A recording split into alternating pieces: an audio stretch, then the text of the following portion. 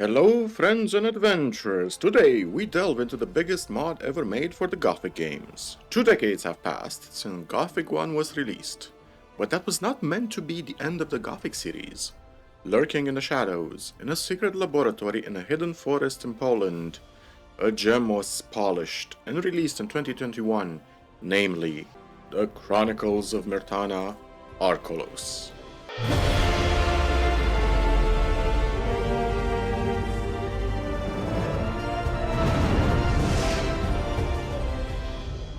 Forged in the deep woods of Poland, built by devs half-drunk on Krupnik and fueled by Kielbasa, Gothic, the Chronicles of Myrtana Archolos, is the pinnacle of the Gothic modding scene. Without a doubt, it's the most ambitious mod that has ever been made for the Gothic game series, and it even won Mod of the Year 2021 on ModDB. In a nutshell, it's about a character who has an eponymous cheat code. He's a refugee that ends up on the island of Archolos. He's not a hero. He's not the chosen one. He doesn't have a god, demon, or angel to watch his back. He's just a young kid on an island that doesn't want him. His name is Marvin. You're gonna love him. Gothic Chronicles of Myrtana Archolos came out in December 2021, and it took the modding scene by force. Here's the thing. I don't want to sound like I'm fanboying too much over this mod, but I cannot even call it a mod. I just can't. It's a fully fledged game with its own assets, scripts, graphical and 3D models, its own soundtrack, and it has a fully professional Polish voice acting team behind it. It takes at least 80 to 100 hours to complete, and the best part, it's free. You heard me, it's free. If you own a copy of Gothic 2 Gold, you can just install it and you're done. Free. Do I have your attention? Hope so. Because if you're not playing it by the end of this video, Marvin is gonna track you down and Slav squat in front of you until you sit down playing it. Let's jump into the intro movie of the story.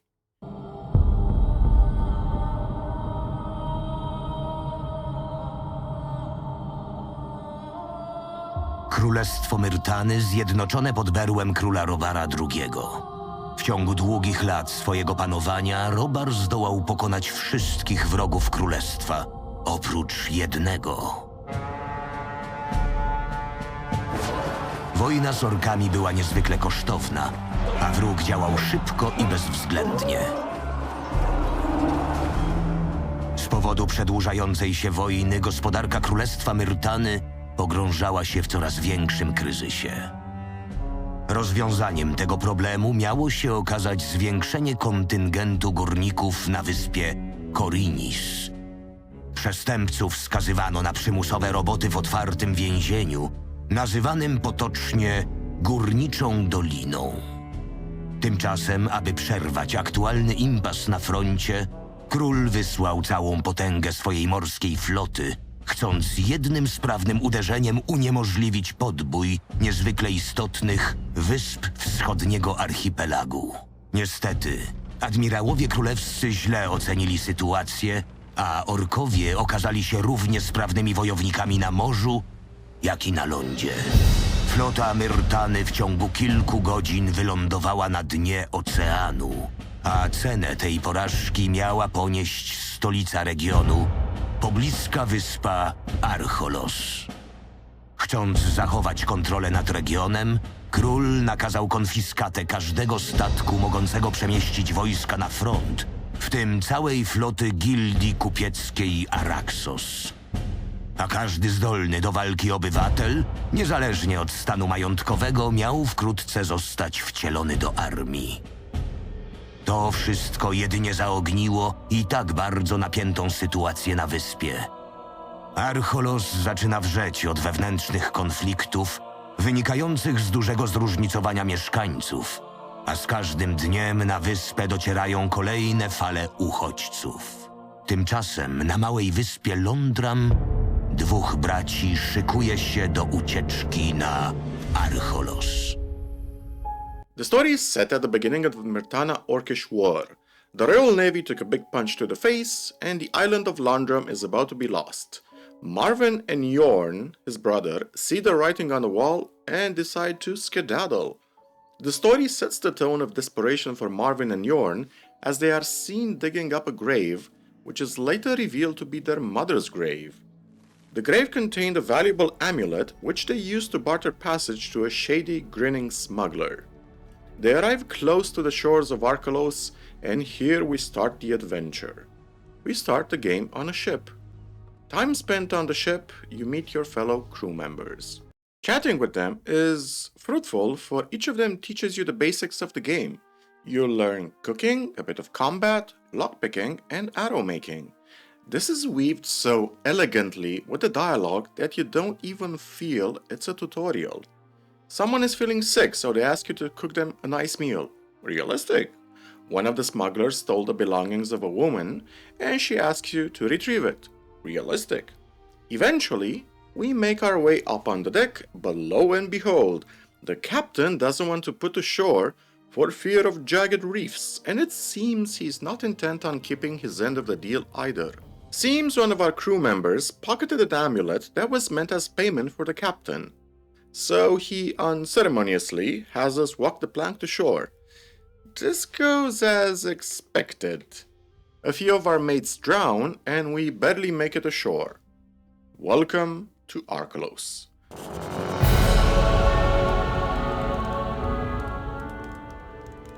Fun fact about the history of the mod here. Seems somewhere in 2018 there was only one unified Polish team, and they were working on the history of Khorinis. Some internal drama happened between the team and one of the project leads. Eventually the team split, with the bulk of the manpower leaving and making their own project, aka Archolos. In 2023 it was confirmed on Facebook that the history of Khorinis is officially cancelled. Chronicles of Myrtana Archolos was released in 2021 to great accolades. One thing that I came to appreciate about the dev team, and that should be an industry standard, is that after release, they kept listening to the community feedback and kept patching the game and fixing bugs. For a free mod. For a free mod. How many mods do you know of that the developers patch for bugs years after they were released? How many? Name them. That takes a lot of love and commitment to their fans, and I respect that. The current build of Archolos is quite stable and has smooth gameplay. Now back to the game. On the shore, we meet up with our brother Jorn and take stock of our situation. It's not good. At least 3 people drowned, and the survivors are terrified, wet and cold. It's also pitch black, and there's a lot of hungry animals in the forest. The merchant Ezekiel lost his daughter, and we persuade him to join us for her sake. I like the game underscoring the consequences for each character here, and we meet up with them and we are presented with the first choice of the game. We can A. keep going with Jorn to the village of Silbach, or help the survivors set up camp till morning while Jorn makes it to the village alone. I was honestly kinda annoyed here, since it feels like the game is railroading me into an artificial choice just for the sake of having a choice. Why not have Jorn and Marvin stick with the survivors until dawn so we all make it back to the village? Not to mention, the choice doesn't really matter that much since the outcome is the same. Most of the survivors make it back to the village, and Jorn gets stung by a poisonous river bloodfly and gets sick. We spend some time in Silbach doing menial jobs for the villagers to prove we're not lazy bums. In Silbach, everybody treats you like dirt. To nawet nie zawracaj mi głowy. Dobra, powiem ci, dlaczego nie lubimy takich przybłęd jak wy. Myślicie, że jak dostaliście po dupie od orków, to już wam wszystko wolno? Zabieracie nam zapasy, zabieracie nam jedzenia, kto wie, może niedługo zaczniecie zabierać nam nasze baby. Most of the quests you get range from what you'd expect to be offered as somebody who just washed up on shore. No money and dressed in rags. A lady asks you to sweep her house. The local miller wants you to fix Will, the local mill. A guardsman wants you to locate some goods from a broken caravan down the road. Somebody wants you to help them with dinner. It's incredibly refreshing to have this sort of realistic behavior in a game. I mean, what do you expect? MMO-style quests where you kill 20 orcs or wolves at level 1? If I may make the parallel, I feel like the gaming industry, especially the Southeastern Asia market, is flooded with broken character design and corporate game design on top of that. Let me put it this way. Does this character design actually create any sort of realism and immersion? I mean, if you wanted to create a game as a satire and have people dress in absurd attires, sure, go ahead. But just to prove how good, simple, straightforward realism counts in a game. People treat us like dirt in Silbach, and I just love it. We're not the hero. We're just a poor bugger struggling to get by in a war-torn country. This is actual gaming magic. Now, the early game in Silbach makes me super happy for every upgrade we get.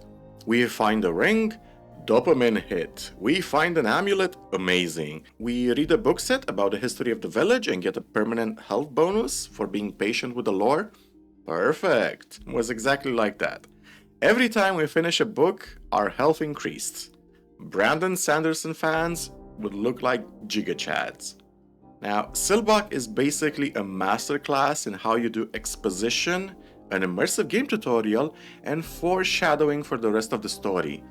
Every in-game mechanic is presented to you in Silbach.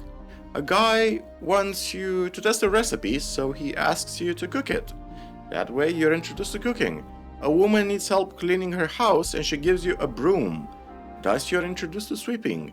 Riordan, a novice, is behind on his paperwork and he teaches Marvin how to write magic scrolls in exchange for help. Riordan was one of the characters in Gothic 1 and Gothic 2 and one of the people responsible for creating the barrier on the first Gothic game. He's also going to be very relevant later in the story. An old miner named Dismas teaches us some extraction skill in exchange for gold. Later on, Kurt, Marvin's uncle, teaches us how to pick locks, and near the village we also find a book on how to pick pockets. The local alchemist teaches us basic alchemy if we clear the chapel of a rat infestation, sweep his floors, and do his laundry. In the chapel, we also pick up a teleportation rune and we're told there are places of power on the island we can teleport from. There are also 2 local hunters who teach us how to harvest animal parts. We're taught how magic works by using a sleep spell on a mage. It all feels like a natural flow of human interactions as opposed to having an in-game wiki or pop-up tutorials on how to do stuff, which I always felt they were very immersion breaking and out of place. I freaking love how Archolos handles the initial player journey. It's no hand-holding, no walls of text explaining how statistics work. You just play the game, talk to people, and the world's mechanics will open up to you in a logical fashion. 10 out of 10 game design right there. Let's talk a bit about the storytelling upgrade they missed the mark on in Gothic 1 and 2. In the original Gothic 1 and 2 games, most characters were one-dimensional.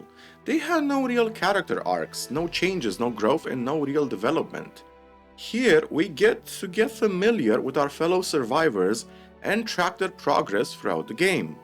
Silbach pretty much establishes the narrative pacing of the game, and later chapters will follow this trend, which, as a writer, I fully respect. Consistency is key. It also achieves something I didn't think possible, and it made me feel the same as I felt when I played Gothic 1 and entered the old camp, or in Gothic 2 when you enter Khorinis and step into a world of possibilities. It nails a tone similar to Gothic 2, but it has its own identity. If Gothic 2 had a tone of a war-weary kingdom at the brink of collapse, Archolos feels like an island who has yet to be marred by the toils and scars of war. Through a clever combination of music, monster placement, and atmosphere, you feel that Archolos is a rich island and there is a hopeful view of people towards the future. After we get our bearings, we get in touch with our only contact, aka our uncle called Kurt. Right off the bat, Kurt comes across as the shady uncle in the family, the kind that sneaks in a flask of whiskey at the family gatherings. Talking to him gives us some backstory on Marvin's past. Seems his dad was a blacksmith and they owned a shop on the nearby island of Londrum. His mother unfortunately died and his dad took to drink. Marvin and his brother did their best to work in the shop to stave off disaster. Something happened, there was an accident in the forge, and their father passed away too. There's hints in Kurt's dialogue he's jealous of Marvin's dad. In any case, Kurt is the only family the brothers have left and he reluctantly takes them in, and also helps Marvin out some information on how to deal with Yorn's poison wound. Back to Silbach. There's also hard-hitting quests. Not all the refugees made it to the village. Flora, the merchant Ezekiel's daughter, drowned. We get a down-to-earth quest to recover her body and make funeral arrangements, from paying for a plot in the cemetery to cleaning up the weeds near the grave to finding pallbearers to recover the body. I love these grounded quests that show the consequences of one simple action. The captain got greedy, he was an asshole, and threw everybody overboard. People died. Now, here it's important I emphasize one thing about the story before we go forward. The entire story of Archolos is a detective story brilliantly written, throwing clues into the player's face at well-spaced out intervals. We're not just Marvin. We're Takeshi Kovacs from Altered Carbon trying to survive and piece together scraps of information we do not have any context for. Yet. So from this point on, I will name certain clues and see if you guys can piece together the end story from them. Speaking of consequences, after we shovel some manure, we go on an adventure with Yorn. He insists we take a walk despite his worsening state, and we steal some wine from our uncle. We get drunk, and later in the morning, Kurt berates us for thieving from relatives. Turns out, getting hammered while you're nursing a fever isn't a good idea. Good job, Yorn. We also see some guards passing through the town alongside a man called Volker. He'll be very relevant later on, and this moment doesn't register until way later in the game, so this is clue number 1. Yorn, however, is getting sicker and sicker, and Marvin goes to a local alchemist to find a cure. I also have to point out it's funny that at this point in the game, Yorn is basically lying weak in bed, and we can explore the map and do side quests. Yorn isn't going anywhere, nor will he die. A brother's love. Back to finding a cure. The alchemist by the name of Bodawin uses Marvin as a lab rat in exchange for said cure. Pewno wszystko w porządku? Tak, tylko jedno nie daje mi spokoju. Zawsze przebierasz się za ścierwojada, jak miewasz u siebie gości? Ścierwojada? O bogowie! Co tu się dzieje? This also foreshadows the strange nature of the alchemist. We got a cure and return to Yorn, but lo, the plot twists. Yorn is gone, he was kidnapped, and Kurt's house was ransacked.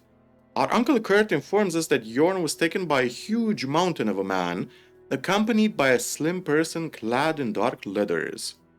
We search Kurt's house for clues.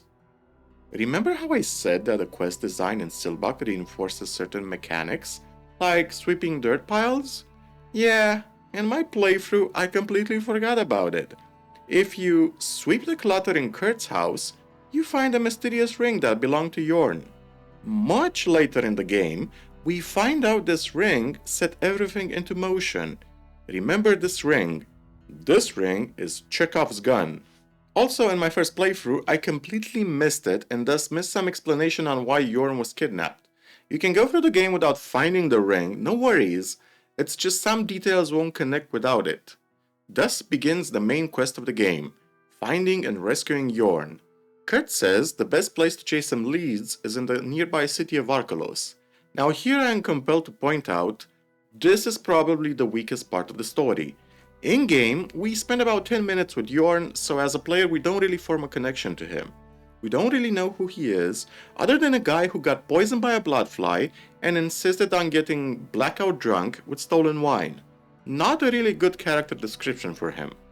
As a player, we don't really form an emotional bond to Yorn, and if you ask me, this is probably Archolos' cardinal sin. The main quest revolves around Marvin trying to rescue Yorn, while the player doesn't really care about him. The game does a phenomenal job in all aspects, except this one. Anyway, back to the main quest. The city is locked down. We have 2 ways to get in. The easy way, the battle way, and the spooky way. The easy way implies bribing a guard at the gate, or hiding in a barrel of a merchant and sneaking in. The spooky way implies going through the sewers. So, yeah, we go through the sewers. Thus, we enter the spooky sewers of Archolos. I was impressed at how well designed this entire area is. The entire zone is shrouded in pitch black, and even your torch doesn't illuminate more than a few meters around you. And the sound effects, by God, the sound effects. Have a listen to this.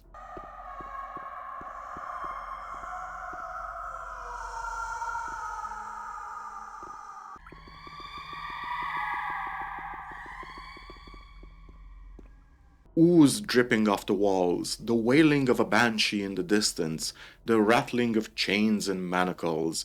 Sheer pleasure to my ears when it comes to immersion. I also appreciate the joke of having alligators in the canals. I legit thought at a certain point a ghost would give me a jump scare. 10 out of 10 building tension. Once we exit the sewers, we get our prize. Chapter 2: The City of Archolos. The jewel of the Eastern Archipelago, ripe for the taking. We exit in the slums of the city and we get our bearings. The hustle and bustle of the docks, the cries of the beggars and merchants hawking their wares are heard in the early hours of the morning. Breathe in, boys! Archolos is a city of contrasts. The poor district neighbors the trade quarter of the city, and you feel it with every step. Bland and poorly maintained streets turned into beautiful and well-groomed alleyways. Rundown sheds and warehouses make way to well-manicured two-story houses with orioles and beautiful hanging plants. Trees and withered bushes transition to roses, trellises, creeping vines, and flower pots on windows. Archolos has a beautiful city design reminiscent of Renaissance origins. Narrow streets and alleys deter large numbers of invaders. We get regular city patrols, high towers manned by cannon batteries covering the seaward approach. Every street is a promise of business, adventure, and danger. I love the environmental storytelling going on in the city. There's tension in the air from refugees and rumors of war. Everywhere you look, there's packs of refugees milling about, waiting in line at the citizen office, or even desperate enough to ambush you in some dark alley. There's also plenty of secrets, Easter eggs, items hidden on rooftops, nooks and crannies galore. Also, a ton of random events to spice things up. Gotta say, the random events are one of my favorite things in Archolos. Most of Chapter 2 will be spent in the city. Here we learn there are a few factions we can join, aka the City Guard or the Araxas Merchant Guild. The Guard is what you'd assume to be, the option to become a cop. The Araxas Guild is a consortium of merchants, enforcers, trackers, and bodyguards with one goal in mind: to make money. I had initially joined them in my first playthrough because of the cool armor, but also that I figured out that a bunch of shady businessmen and merchants will hold better leads for me, ties to the underworld and all that. If you want to catch a criminal, other criminals are your best friends. But way before we join any guild, we gotta do the legwork and become a citizen. Unlike Gothic 2, where we have to become an apprentice to become a citizen of Khorinis, here it's the other way around. We go to the local scribe and he gives us some quests to get letters of approval from the most important people in the city. The letters will essentially function as votes in our favor to become a citizen. The quest and a few other essentially function as a natural tutorial for the player to get to know the major players in Archolos and explore the city in a seamless way. Much like how Silbach acted as a well-woven tutorial with narrative and mechanics, Chapter 2 does the same for Archolos. Now, I won't go into the 50 different quests and side quests we find in the city. It would make this review 42 hours long if I did that. I know some masochists among you will love that. Suffice to say, the quest design is excellent. You have a large variety of quests, from helping a guy fix his broken arm, to becoming a hawker for a local brewer, giving a mage the idea to build a barrier in the Valley of Mines, to even befriending a stray dog. Sprinkle all that variety with a lot of random encounters, interesting characters, and you'll get a rich experience in the city. I want to point out here is where we find clue number 2. aka a guy called Walker, who's just a random blacksmith, but he mentions that a lot of strange silver coins have been entering the black market. It's such a throwaway line, but trust me, it's important. Od pewnego czasu na rynek trafiają dziwne srebrne monety. Wiesz coś o tym? Now, it doesn't matter whether you choose the Araxas Guild or become a guard. Both paths eventually lead to the same point. The only difference is that you take an alternate investigation route as a mercenary versus a guard. We become a cop and later on we take on patrols around the city. From solving domestic disputes, to drunken people causing a ruckus, to thievery and murder. You know, cop work. Roderick, our grizzled commander, gives us some leads regarding a big smuggling operation in the city. I'll spare you all the legwork, but the gist of it is that we eventually get a contact in Sailor's Retreat named Yannick. That is, if you are a mercenary. If you are a guard, you are pointed to a contact near Rita's farm and you witness him getting slain by some pirates. However it plays out, we eventually enter the smuggler's den. On to chapter 3, Among the Scoundrels.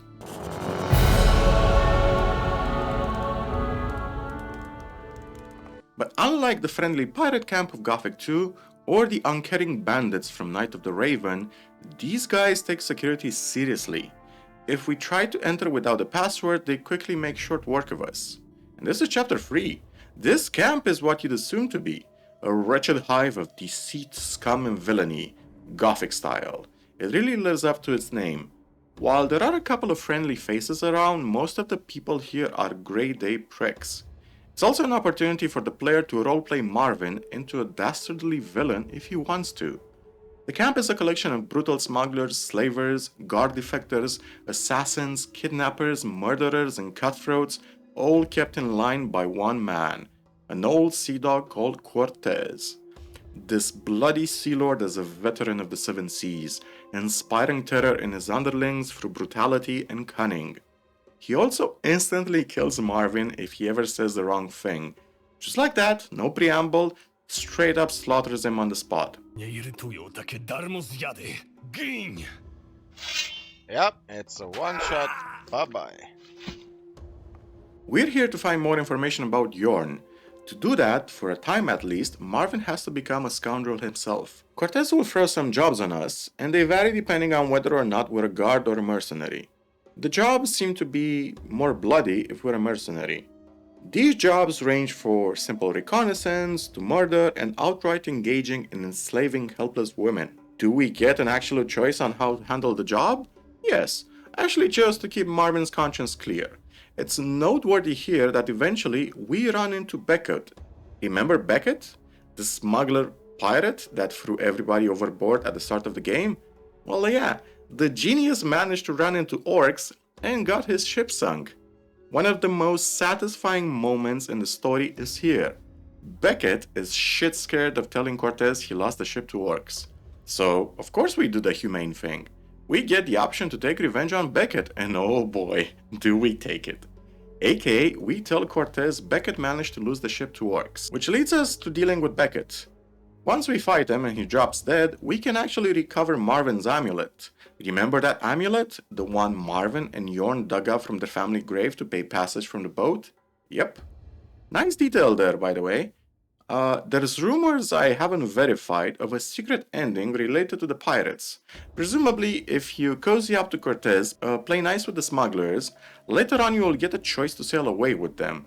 You don't get very far because a old ship intercepts the pirates and everybody gets sunk or gets sent to the Valley of Mines. There's also a fun callback to Homer, a prisoner of the pirates. Homer is a character from Gothic 1 that we see in the new camp. Marvin sets Homer free, but later on he gets arrested by the guards.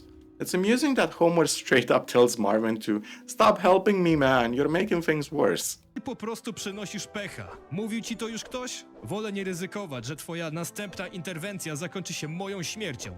Lub czymś jeszcze gorszym. Marvin does a lot of that. He tries to help some people, but their situation doesn't necessarily improve. Back to the pirates and another clue. Clue number 3 is actually in the Scoundrel's Haven. We meet a guy called Cohen, and he tells us he saw Yorn back in Londrum, often sneaking into the night to meet with some shady people. Back to the investigation. Our only lead is that whoever kidnapped Yorn was a huge guy accompanied by another individual with a slim figure clad in dark leathers. Cortez tells us the only dude in camp fitting the description is a man called Big Ben. But Ben doesn't talk to everybody. In order to talk to him, we have to win the respect of the pirates. And to do that, we have to enter the local arena and compete for the grand prize. The arena fights are fun, interspersed with trickery, people trying to poison us, and cheating us. We even get a local gravedigger trying to take measurements for us in case we kick the bucket. How nice of him. We end up facing Big Ben and it's actually a very fun boss fight. He has his own move and animation set, but eventually we emerge victorious and we get a gladiator type arena ovation. We're now champions of the pirates. Hoorah! But Big Ben still doesn't want to talk to us, especially after we humiliated him in front of everybody. So we do the rational and humane thing. We craft some nasty poison and bribe a maid to poison his beer. Ben is suddenly very talkative when he's writhing in pain on the ground. The payoff here is that we find out a lot of stuff from him. Ben was hired by an anonymous letter to kidnap Yorn and make it look like a robbery. He was accompanied by a shadowed and cloaked stranger clad in dark leather who never spoke, but eventually they managed to smuggle Yorn in the city. We exhaust the dialogue options, but we don't really get anywhere with Ben. Once we are done, we are approached by a lass, clad in dark leathers called Ivy.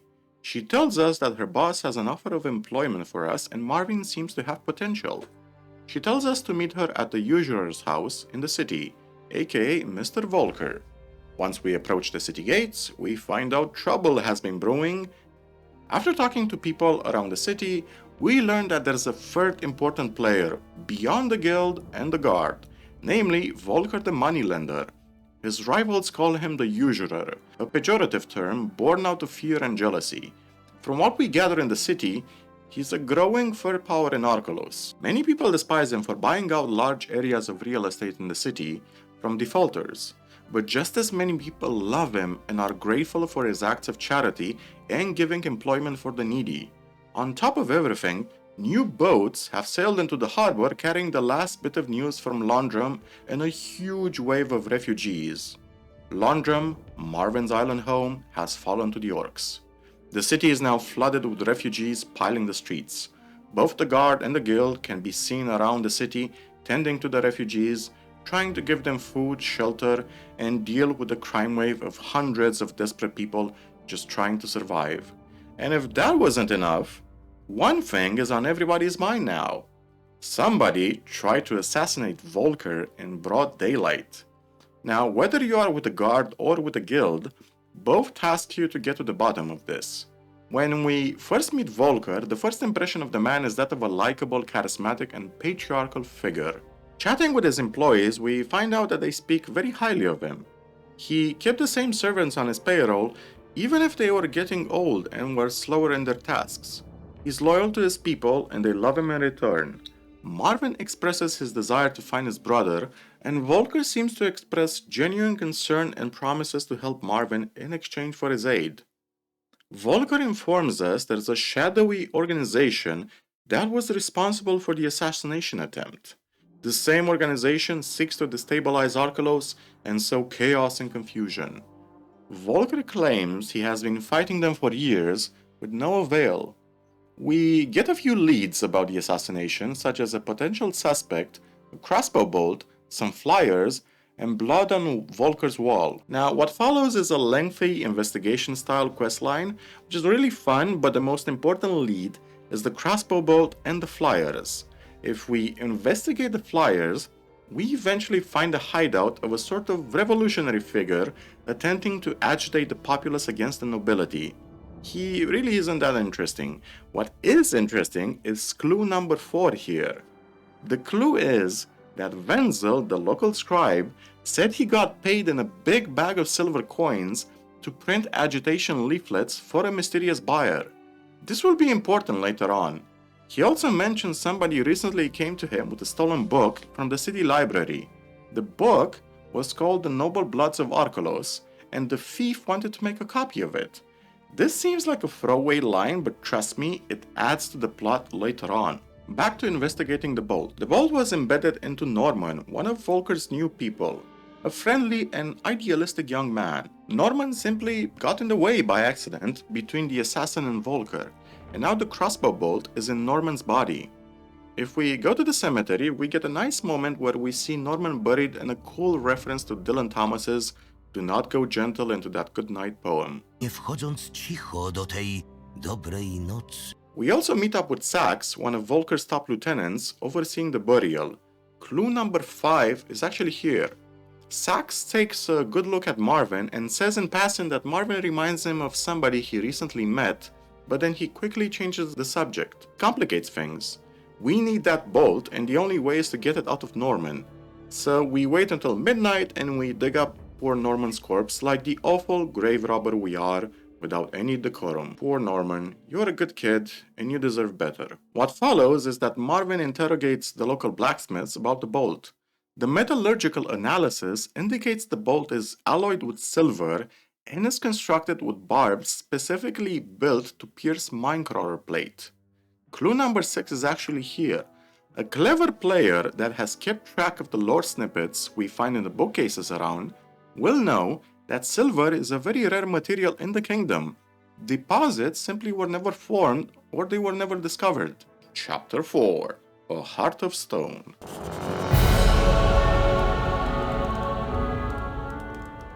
The only place on the island that has a working silver mine is the fortress of the Wolf Sons.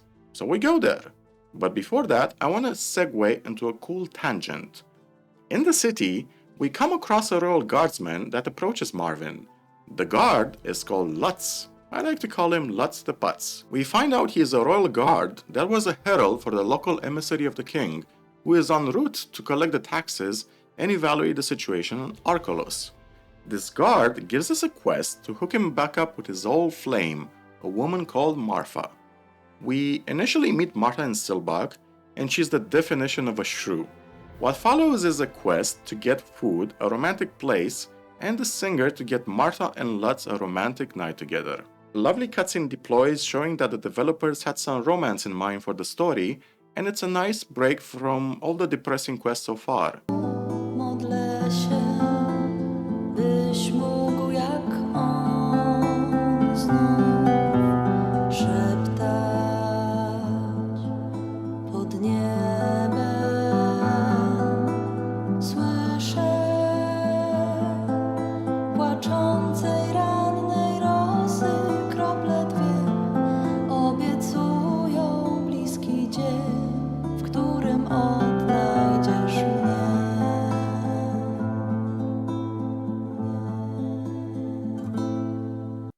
Why is this quest so important and why did I feel the need to mention it?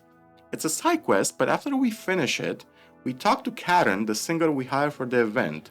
Karen actually asks Marvin why he's doing this for other people when he has more important things on his mind. Have a listen to Marvin's reasoning here. Come on, Marvin is a Mój romantic. brat zaginął jakiś czas temu. Nie mam pojęcia, czy jeszcze żyje. Z każdym dniem mam coraz mniej nadziei na zobaczenie go kiedyś w jednym kawałku. Może biorę takie zlecenia, aby zapomnieć o swojej bezradności w tych poszukiwaniach. Urocze. Mam nadzieję, że jeszcze się spotkamy. This is so cool. The developers took into account the fact that Marvin is digging around at side quests instead of finding Yorn. And Marvin actually expresses true regret and frustration after failing so much. Also, it's cool at this point in the game, we can actually buy our own mansion and also decorate it how we see fit. We also get to rescue a doggy. And unfortunately, we also have to pay taxes for it. But hey, we have our own place. So let's go back to the investigation at the Wolfson Fortress. An ancient citadel that once stood as the seat of power back when the Wolfsons controlled the island. That is, before the Myrtanians came in, before Robar came in. Whoever this assassin was, he meant business and he was from the fortress. Marvin travels to the Wolf Fortress and gauges the temperature of the locals. We find out that the Wolfsons are a tight-knit group of hardened warriors, espousing the virtues of hunting, combat, discipline, honor, and fealty to their lord. They bemoan their glorious past before the Myrtanians came and burned them to a crisp. In an important lore snippet, we learn about the Battle of Vardal centuries ago. Vardal will be important later on, but right now it's currently located in the Cursed Lands. What's Vardal? It once stood as an impenetrable fortress built deep into the mountains centuries ago. When the Myrtanians came, they laid siege to the fortress, but the brave Wolfsons would not shake. So the highest and most powerful mage called Virgilio called a massive fire rain on the fortress. The fire tempest lasted for many days and many nights. Those that didn't perish in the blazing inferno died choking on the ash and smoke that crept into the fortress's lower halls. Between choking rasps, struggling for one last breath of air, their flesh burned and their eyes hollowed out, the Wolf Sons cursed the Myrtanians. They cursed them with all the might of their ancestral rage. Soon after, Voltzak, their leader, retreated to the last fortress they had and signed a treaty with the Myrtanians. The Wolf Sons would keep their last fortress, their sigil, and a semblance of independence, but would swear to never interfere with the Myrtanian interests on Archolos. For some, they became a laughable group of grizzled fighters yearning for the good old days between drunken bouts of revelry. To others, they became a symbol of glory and bravery against the avaricious conquest of the kingdom of Myrtana. A kingdom now led by an ineffective king, losing a war on every front, and incapable of dealing with the corrupt officials in his administration. We also find out more about the lore on why Vardal is cursed from a local ghost. Seems he served the Archmage Virgilio, who went nuts on the fanaticism side. He equally burned the Wolf Sons alive, but also Myrtanian soldiers, so everybody cursed him. That's why Vardal is to this day a place of rage and anger against the living. Wandering around the area, we can actually see the ghosts of the Wolf Sons staring at us from a distance, their eyes hollowed out and filled with hatred. At one point, we even see the ghosts of paladins fighting the ghosts of the Wolf Sons. This place holds a dark power, one we will have to soon face. Coming back to present day, we did some investigating in the Wolf Sun Fortress and curried their respect in order to meet their lord, aka Ulrich.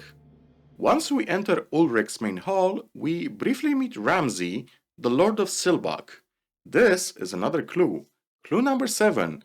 What is Ramsey doing here and not in Silbach? We chat with Ulrich, the Lord of the Fortress, and ask him for permission to enter the mine. He's actually a likable fellow, quite educated, and has a dislike for Myrtanians and fire mages. No blaming him there. Also, if you sit on his throne, the guards instantly attack you. All of our leads point to a man called John, a Wolfson hunter. It was he who recently commissioned a bunch of silver bolts to hunt mine crawlers down in the mine. Bolts that look exactly like the one that killed Norman. We arm ourselves with bug spray and venture into the mine. We eventually find John and take down the minecrawler queen together and start interrogating him. John isn't cooperating though, and we eventually end up kicking his ass. It's here that Marvin's voice actor does a spectacular job at conveying Marvin's frustration in doing meaningless tasks instead of finding his brother Jorn. Have a listen to this. Cholera by was wszystkich wzięła. Chcę tylko znaleźć brata, a zajmuje się jakimiś zamachami, organizacjami przestępczymi, odbijaniem kopalni i bogowie wiedzą czym jeszcze. Za dużo przeszedłem, żeby teraz dać się zbyć jakimiś... John gets back up, but seems that the crawler fight plus Marvin might have left him with some internal bleeding. John is still playing dumb with us, but he promises to reveal everything if we get him out of the mine. 3 steps later, he drops dead. Of course. We grab a bloody map off him and a note written in code. Great. Now we have to hunt down a cipher to decipher the note. Fortunately, that is easier than it seems. The genius left the clues in his hut, including the cipher. So we decipher the letter and get the following. Seems John is getting his ass chewed out by his boss, who belongs to a certain mysterious organization Volker hinted at. John jumped the gun, went solo, and tried to assassinate Volker by himself, then got relegated to watching a warehouse filled with prisoners. Wait, a warehouse of prisoners? Might Marvin's brother be there? Marvin goes to the local cartographer who manages to restore the map and finds the location of the warehouse. He waits until midnight and steps into the warehouse. Here, he finds Volker's men. What the hell is going on? Volker's men attack Marvin, and then he descends into the basement. A chill goes up Marvin's spine as a sickly, sweet smell mixed with salt water hits him. He cautiously opens the door and enters a room lined with coffins, torture implements, and crates. Blood marks dot the wall and floor. Chains hang suspended from a ceiling, and in a corner we see cells with decomposing skeletons. Crates filled with weapons line every corner of the room. Marvin searches the coffins and already knows the dark answer to his quest.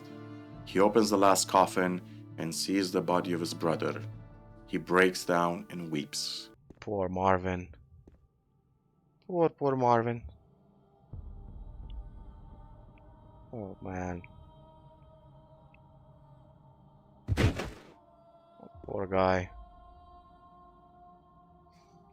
Was it because he was too late? Too much time spent doing other people's errands instead of focusing on just Yorn? Is his brother dead because of him? Well, technically yes. I know this is gonna surprise you, but 99% of players, including me, will get to this point and find Yorn expired. Here's the kicker. You ready? The developers actually accounted for the possibility of rescuing Yorn. The trade-off is you have to skip 80% of the game's content to do so. There's a guide online on how to save Yorn and what quests to avoid, but the gist is as follows. If you only follow the main quest, avoid any side quests, you can reach Yorn in time to give him the antidote. This leads to a secret ending where Marvin and Yorn sail away together in search of new adventures far away from Archolos.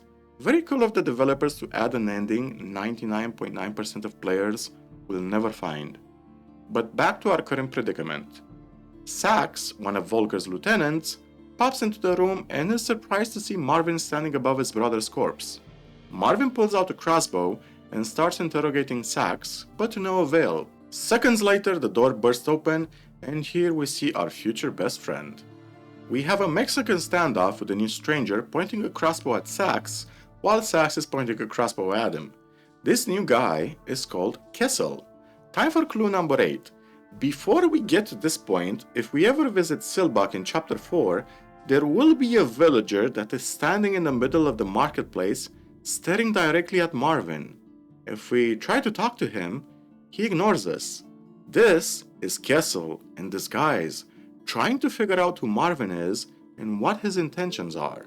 Once we exhaust our dialogue options with Sax, which is looking guiltier by the minute, Kessel eventually drops him with a well-placed bolt.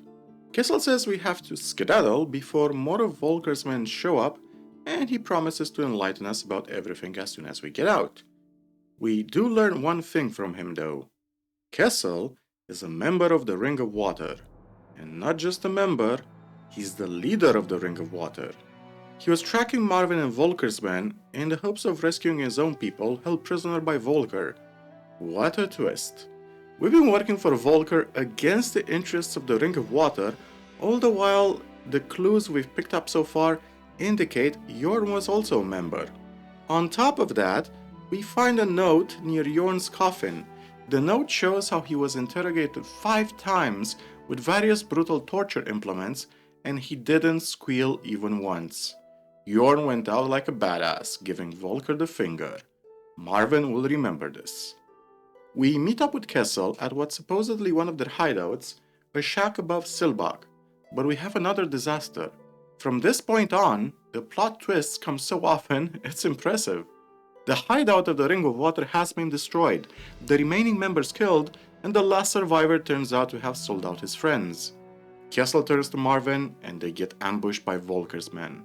It's funny here that if you try to run away, Kessel simply pops a crossbow bolt into Marvin's back without hesitation. If we try to go towards the west, more of Volker's men show up, and we're cornered from the other side as well. Our only option is the waterfall. Marvin and Kessel take a leap of faith, and the screen fades to black. Chapter 5: Stability. We wake up in the Monastery of the Water Mages. Marvin took a nasty hit from the fall, he barely survived and got a permanent scar on the right side of his face. He's barely walking, barely breathing, his brother's dead, his former employer betrayed him, and his potential allies are gone. After we take a while to recuperate and get to know the Water Mages, we find Kessel in the courtyard. We see him trying to persuade the Water Mages of the danger Volker presents. He destroyed the Ring of Water, he's clearly plotting something and the mages must interfere. Sadly, the mages want to play the neutrality Adonos card, being caretakers of balance and not getting involved in politics. We get a prolonged discussion with the water mages, and they don't even believe our version of the story. Their decision is to not interfere. They're stuck in the traditional ways, and there's no way to budge them. Except, Kessel mentions that all legends suggest of a powerful weapon located in the Vardal fortress. This weapon is called the Peacemaker. Kessel says that if we manage to get that weapon from the fortress, it will be a sign that Adonis is on the side of Kessel and Marvin, and that might just be enough to convince the water mages to get their old asses in gear. We meet up with Kessel and Riordan, who has become a mage in the meantime, and we scout away into Vardal fortress. Seems this place is truly cursed, for as soon as we arrive, hordes of the undead rise up from the ground to attack us. We deal with them, and Riordan tells us this is not gonna be a picnic. 3 people aren't gonna cut it. We need a small army. We need a team. We need Marvin's team. And what follows is a cool preparation scene where we talk to all the friends we made along the way. From hunters to cooks to diggers, we assemble a ragtag team for the expedition to Vardal. Depending on how you played your cards throughout the story, you can choose your own companions. I tried to make a balanced party, so I got a paladin, a Normarian, and a member of the Araxes Guild as our muscle. We also get builders, carpenters, and miners to help us out. We get a blacksmith we befriended in Silbach. His name is Stone, and yeah, he's the same blacksmith as in Gothic 1. We also recruit a guard crossbowman, and also a friendly hunter from Silbach. We get porters to haul the luggage. We get somebody to handle the logistics. A cool option we have, which is also a secret in the game, is that we can go to the cursed swamp and talk to a friendly skeleton. His name is Fane, and he cannot die. He actually encourages us to kill him so he can finally rest. If you do choose to put him to rest, then that's the quest. But if you wait until chapter 5, you can actually propose to Fane to join you on the expedition.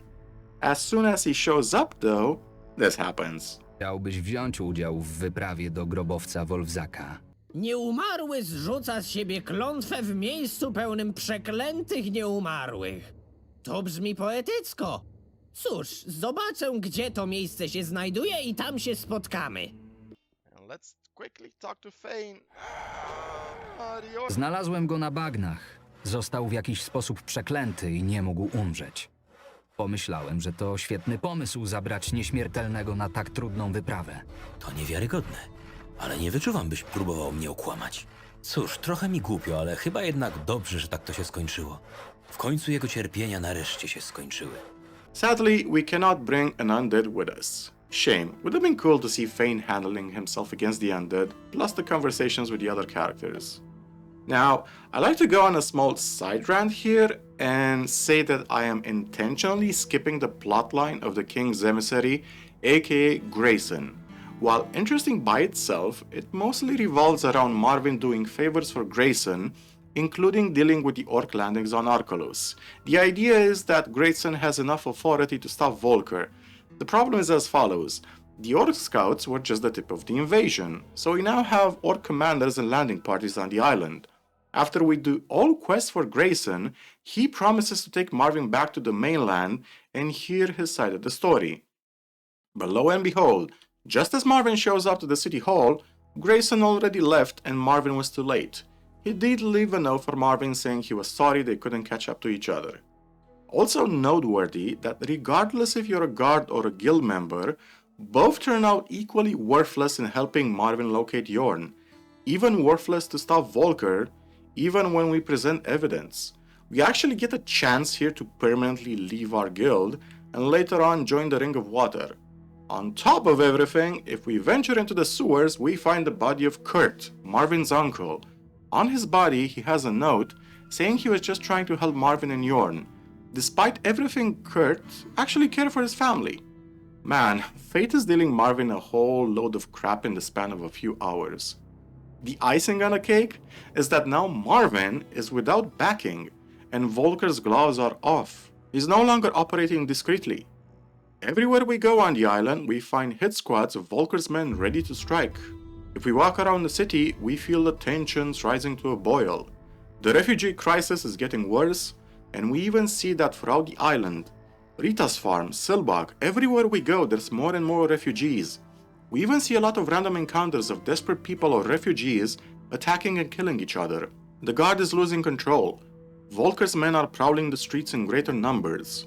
Muggers openly attack Marvin on the street. Whatever is gonna happen to Archolos, things are coming to a head. Marvin no longer has a guild to support him. His family is gone, the water mages won't help, and all that's left is vengeance. Marvin for now is stuck on Archolos. He has unfinished business. Back to Vardal. Our team is ready. Preparations have been made. Supplies have been organized. We're stocked with torches, ammo, potions, and courage. If you play Darkest Dungeon, then this is how it feels like in Gothic. The legends say that those who enter Vardal Fortress face only death and suffering. Let's hope they're just ghost stories. Marvin takes the lead and heads into the deep corridors of Vardal. An unnatural darkness pervades the first level of Vardal, as it shuns the light itself. Even the torches seem to glow less brighter than usual. We fight some undead and we come across a shoddy bridge. Marvin and Kessel take the lead and clear a path. Once we're on the other side, the rest of our party joins us. But wait. As the last workers are about to cross, an earthquake strikes and the bridge collapses. We're trapped. The only way out of here is to build another bridge. But that will take a long time, and in the meantime, we now have Vardal to explore. Now here's the thing. I'm not gonna cover Vardal and all its encounters, puzzles, rooms, secrets, and dangers. It'll be a video of its own. Suffice to say this. There are 5 main characters in the game besides Marvin. We have Roderick, the guard commander, Lorenzo, the guild leader, Kessel, the Ring of Water boss, Volker, the usurer, and Vardal itself. Yes, I would classify Vardal as a character. Why? Because once you start exploring it, you actually can feel the oppressive evil this place exudes. It feels alive, and with every step it's trying to kill us. We enter a room and out of the corner of our eye, we spy a shadow. Once we approach it, it's gone. We enter another room that was empty before, and now a skeleton archer is ready to fight us. We walk into a hall and see gargoyle statues. After rummaging around for a bit, the gargoyles have moved their stance. Vardal is a masterclass on how to build atmospheric horror and give life, no pun intended, to a cursed fortress filled with the undead. You can just feel the horror and injustice this place has been subjected to because of the Myrtanians and the fire mages. The wolf sons cry out for vengeance against the living, and they're slowly getting it. While we explore various chambers with our companions and solving puzzles to get ahead, Vardal is slowly picking us off one by one. We go to the main hall and hear a scream. One of our workers has been killed by a skeleton. We go back to our companions and hear another scream. One of the miners has been crushed to death by rubble. We explore Vardal's treacherous corridors and Marvin's blood freezes in his veins.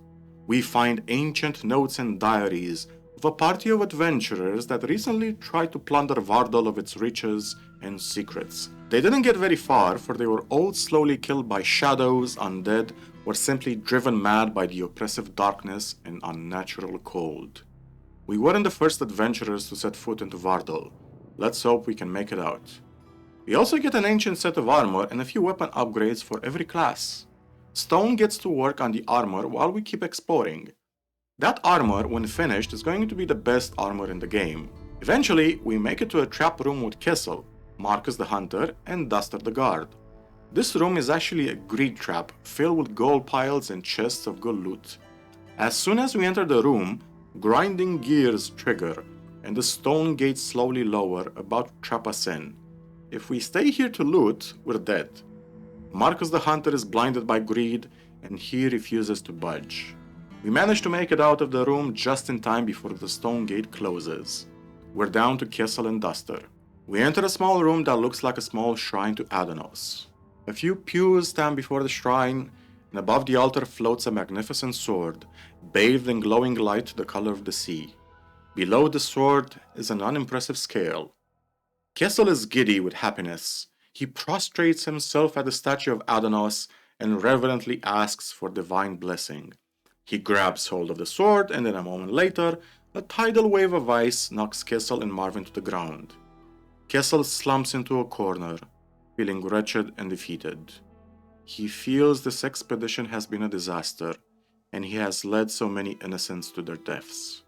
The Ring of Water, the expedition members, he feels he's drowning in his mistakes. Kessel's voice actor also does a fantastic job here at conveying the raw pain of pure desperation. Mój Bóg uznał mnie niegodnym swej łaski. Nie ma już dla mnie nadziei. Ja już sam nie wiem, Marvin. Odkąd ten cholerny lichwiarz wymordował moich ludzi, czuję się, jakbym żył we śnie. Weź to jako pamiątkę po naszych wspólnych zmaganiach. Żegnaj, przyjaciel. I powodzenia. Kessel bids Marvin goodbye. He's gonna stay here alone while he gathers his strength, and we're left alone with Duster the crossbowman. We also pick up the Peacemaker's sword and whatever loot we find, including the scales on the altar. We find a passage filled with mine crawlers, and Duster loses it and gets himself killed. Marvin eventually makes his way to the remaining survivors and reports to Riordan. The situation is getting dire. Even the rocks themselves are coming alive and turning into golems trying to kill us. Vardol despises our presence. It hates the living even more now that we have the Peacemaker sword. The bridge has finally been rebuilt, and we make our way out with the loot and the remaining survivors. But lo and behold, guess who's waiting for us upstairs? Ulrich and his gang of goons show up. Marvin and Riordan are cornered, and we find out that Ulrich was actually aware of Volker's actions, but he didn't agree with him. He demands we turn over the sword. Marvin reluctantly agrees, and as Ulrich grasps the sword, nothing happens. He turns out to actually be Voltsak's descendant, the true heir of the Wolf Sons and rightful wielder of the Peacemaker. Ulrich hints he has plans for Archolos, but shows a noble nature and offers to imprison Riordan and Marvin while he finishes his business in the city. He departs and leaves us with his goons.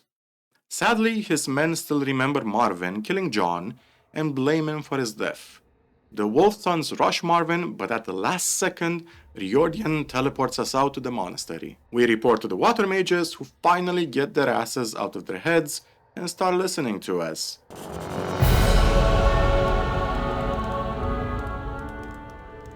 We finally have evidence of Ulrich raising an army and collaborating with Volker.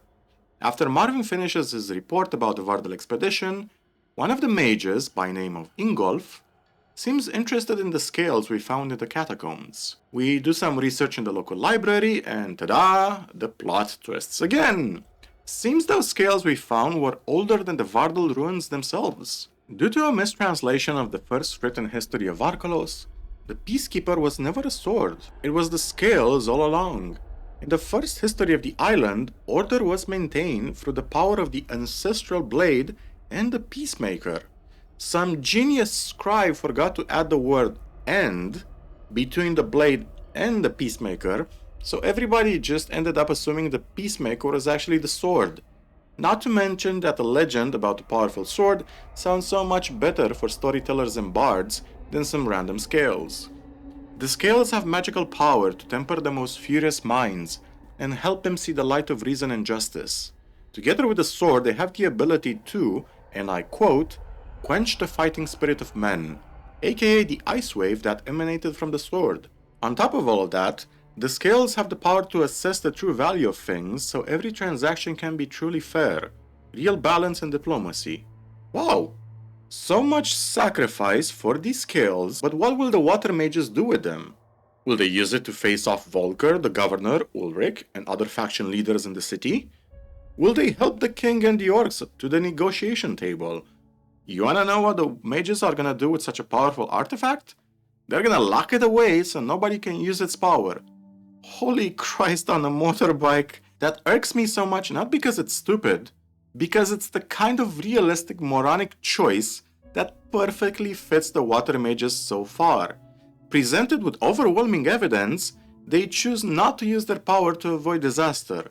And to be fair, that criticism is also present in-game. Books we find everywhere criticize the hypocrisy of the followers of Adonis for being too neutral. In any case, our meeting is cut short by a novice crying that the signal tower has been lit. The signal tower above the village of Silbach serves to warn the island of disaster or an orc attack. This is it. The water mages just got woken up with a cold shower. We follow Ingolf, the water mage, to the tower and find dead guards and wolf sons protecting it. In the distance, we see the jewel of the eastern archipelago, the city of Archolos. It's on fire, and large columns of billowing smoke rise from it. Ingolf gives us a choice here, which is a pretty interesting one. We can choose to simply leave Archolos to its fate, which unlocks one type of ending. We can also choose to leave with the pirates if you let them live up to this point. Or we can go to the city and attempt to stop Ulrich and exact vengeance on Volker for all the innocents he's killed. We're going after Volker. No way he's getting away with all he's done. We reach the city, but we already fear it might be too late. We enter the final stage, the climax. Half the buildings in the city are on fire. Innocents are left murdered in the streets, rich and poor alike. We're greeted by a party of wolf sons holding down the market square. We quickly dispatch them and try to look for survivors and allies. We manage to rescue some people like the local alchemist and Matei the scribe, but man, the situation is looking grim. One thing that struck me during this whole scene is just how indiscriminate the wolf sons are. See, I get the wolf sons wanting to neutralize the guards. I even get them trying to neutralize the Guild of Araxos and even the nobility. But we see the bodies of a lot of people in Archolos that have no guilt, and people that are highly valuable too. Why kill the alchemists? If we go into the craftsman's quarter, they're all dead. The butcher is literally impaled and hanging by a butcher's meat hook. The blacksmiths and carpenters are all dead. If your goal is to conquer a city, why kill the most valuable people in it, aka the builders, the workers, the craftsmen? You will 100% need them later on. This perfectly underscores the savage nature of the wolf sons in the chaos of war. We venture forth and see the fire mages are mostly dead. Clever of Volker and Ulrich neutralizing them. The Guild of Araxos has also been decimated, leaving few survivors. During the attack on the city, when you meet Lorenzo, he mentions Volker made an offer to have the guild join him in exchange for a place on the new city council.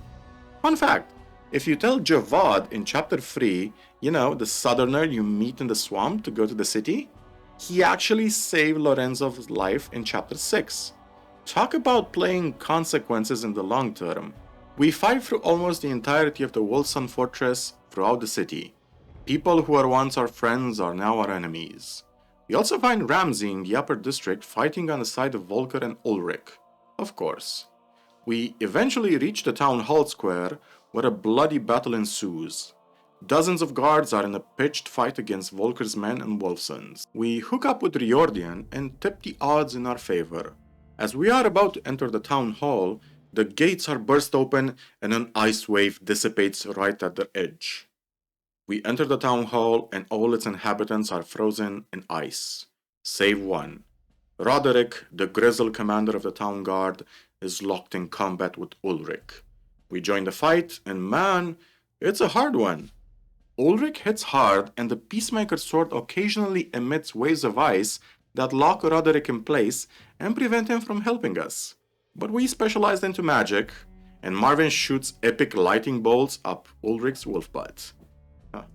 Never thought I'd ever write and say that line, but here we are. Ulrich isn't dead, just defeated. We have a chat with him, Roderick, and Riordan about his motivations.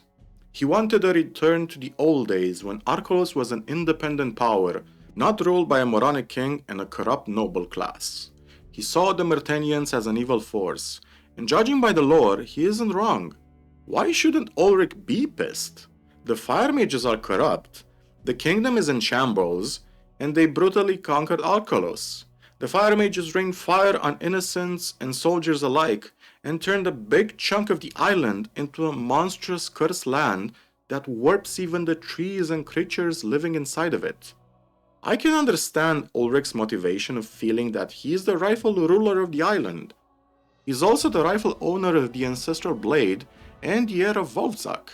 And to his credit, in all our interactions with him, he always acts with honor. He follows Adanos, he spares Marvin and Riordan, and he treats his own people well. He even closed off the gates to the harbor so the fire wouldn't reach the refugees and poor people in an attempt to minimize casualties. I do, however, wonder, if he actually gave the order to the Wolf Sons to kill as many citizens as possible, or if his people just went berserk and went on a rampage. Unfortunately, to take the city, he realized he couldn't do it alone. He needed somebody on the inside to soften up the city, the guard and the guild. He needed somebody to open the gates, a Trojan horse by the name of Volker. During this, we still hear the cries of anguish throughout the city, but suddenly a cry of victory? The water mages have arrived. About freaking time! With their combined power and the remaining guardsmen in the city, they turned the tide and defeated the Wolfsons and Volker's men. But for Marvin, the fight isn't over. He has some unfinished business to take care of. One of the guards nearby mentions he saw Volker running off to the closest sewer, like the rat he is. We crack our knuckles and chase after him. This is it, the culmination of Marvin's suffering and the source of his brother's demise. Jorn, Kessel, Vardol, the burning of Archolos, the destruction of the Ring of Water, the mastermind behind everything, Volker the Usurer. I want to preface that it can be difficult to write a proper and interesting villain. For video games, you need the climax to the story with a good payoff. Phrasing again, I am on a roll today. A villain can make or break a story. I even go so far to say that the villain actually matters more than the hero. So let's analyze the Volker interaction. We go into the sewers near our house and run into Ivy. Here, Ivy gives us a choice. We either let her go, kill her, or she offers to help us fight Volker. Now, it doesn't really matter what you choose, since her paranoia kicks in and eventually doesn't trust Marvin to hold up the end of the deal. This, I think, depends on how you manage your interaction with her during the game. If she trusts you, she might have a different dialogue or behavior. She does hint she was taken in as a young child by Volker and turned into a monster.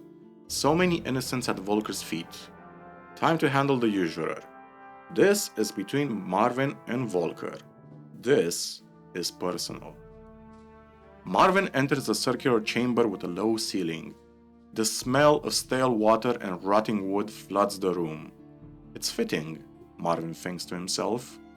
As fitting as both Volker's and Marvin's scars. Little detail that initially escaped me, but Marvin has a huge scar on the left side of his face, Volker has one on the right side. Huge symbolism there. As fitting as Marvin's tale beginning in a cramped quarter, surviving on stale water, bread, and trying to ignore the stench of rot. Perhaps as fitting as ending his tale on another ship to a different adventure. Volker greets us with a resigned grimace. We have a long chat with him. It lasts so long that if you pop all your buff potions, they will run out by the end of the conversation.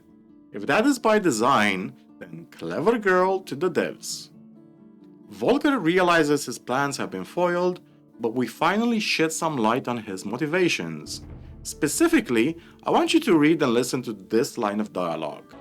Władze, chłopcze, naprawdę myślisz, że chodziło mi o władzę? Chodziło o zmiany. Królestwo Myrtany upada. Jeśli się od niego nie odetniemy, to pójdziemy na dno razem z nim. Trzeba być głupcem, żeby tego nie widzieć. Wysyłamy naszych chłopców, nasze surowce i broń, by wspierać króla, który nie ma za grosz rozumu. Pokłada zbyt wielką nadzieję w magach i rudzie, a nie w taktyce i prawdziwym wojsku. Jedyna szansa na przetrwanie tego sztormu to samodzielność. Why assault Archolos? Why team up with Ulrich? Why kidnap and kill Jorn? Why destroy the Ring of Water, build a private army, and sow sedition among the refugees? Volker's plan was simple.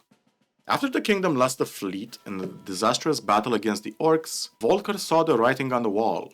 The king is an idiot who has no tactical mind, and he's losing the war on all fronts. Volker's intent was to secede Archolos and become a neutral island to ensure its survival.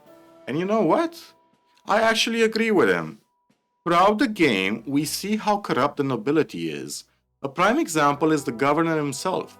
At one point, we can pickpocket a letter off him that shows how he planted some evidence to get rid of a rival noble and acquire the house for another noble. Another excellent example is that during the quest Who Did It, how the governor has no issues executing an innocent man to satisfy the mob's bloodlust. As a player, we learn the nobility is corrupt, the guard is corrupt, or inefficient at best, the Guild of Archolos is only out for its own gain, the refugee crisis isn't being dealt with, ignored when we want to report orc scouts, the fire mages have no issues with fake statuettes being sold to the people, and I could list 50 more things that are going wrong in Archolos. Being a part of the Kingdom of Myrtana is giving Archolos a death by 1,000 cuts. Volker's motivations aren't entirely altruistic, but he makes a whole lot of sense. We know from the events of Gothic 2 and 3 that no matter how much ore was mined, the king still lost the war. Having Archolos independent and neutral might actually give it a chance. It doesn't 100% guarantee it will never be invaded by orcs, but it is a shot. And if we gather up all the clues in the game, man, all this was foreshadowed brilliantly. Let's look over the clues. Volker showing up in Silbach at the start was the first clue. Then we have the throwaway line from Walker about how strange silver coins appeared on the market. Only one place on the island mines and mints silver coins, the Wolf Fortress. Since Volker is a usurer, that provides him with the infrastructure to slowly flood the market with new currency while replacing the Myrtanian gold one. Then we have clues about Ulrich. We see Ramsay, the Lord of Silbach, meeting with Ulrich in chapter 4. Here's another clue, the book that Wenzel saw. Some idiot thieves broke into the city library and tried to get Wenzel to scribe a copy of a book for them. What was the book? The Noble Bloods of Archolos.